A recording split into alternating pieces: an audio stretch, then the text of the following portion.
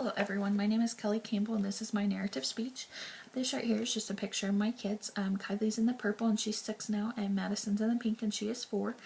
And so my question is, have you ever felt that yourself or someone you know takes life for granted at times? The purpose of this speech is to tell about an experience I've had or something that maybe has had a dramatic impact on my life. And a few things came to mind. One was me losing my dad, and then my kids losing their dad, and then just me being a single parent now.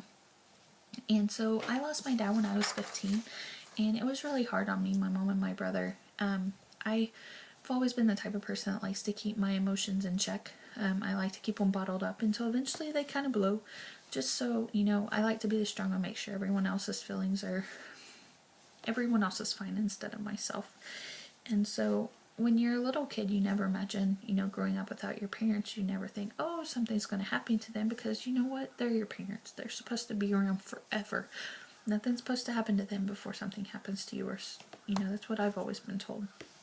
And so my dad, I never got to spend a lot of time with him growing up.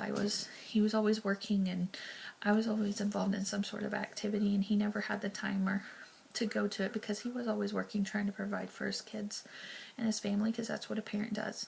And when he passed away, the last couple of years before he passed away, I got to spend a lot of quality time with him, just doing, whatever. But it was quality time I got to have with him that I never really got to have before.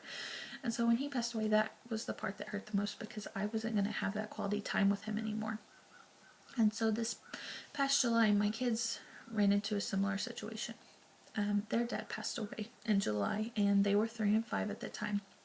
So it was really hard, trying to remember everything that I went through at age 15, and here I have a 3-year-old and 5-year-old that I have to explain, where's daddy at?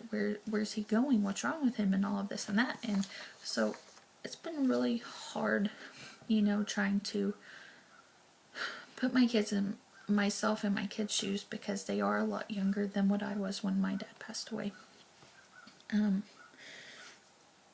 Me and their dad had been divorced since Madison was 1.5 years, and so I've always kind of been a single parent, really, if you look at it. He would have them every once in a while, and then I would have them the rest of the time. And when I got the phone call last year, it was like June 29th, got the phone call, that he had a really bad seizure and they were taking him to the hospital, and that he was blue and purple.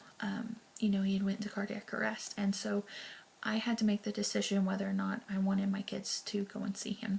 And that was one of the hardest decisions that I have ever had to make in my whole life. I had to decide, well, what is best for my kids? And granted, there was a lot of debate.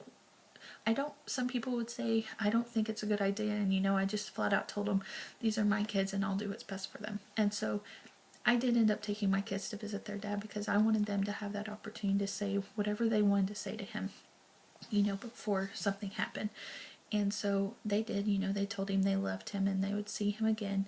And so it was just really heartbreaking watching my kids go through a similar situation that I had been through.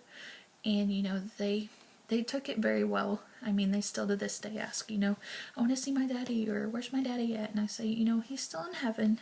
And so, now I'm a single mom, and I have to provide for them the best that I can, and they count on me, they depend on me to do everything for them. And it was nice having the responsibility to share with someone else, but now there's not that.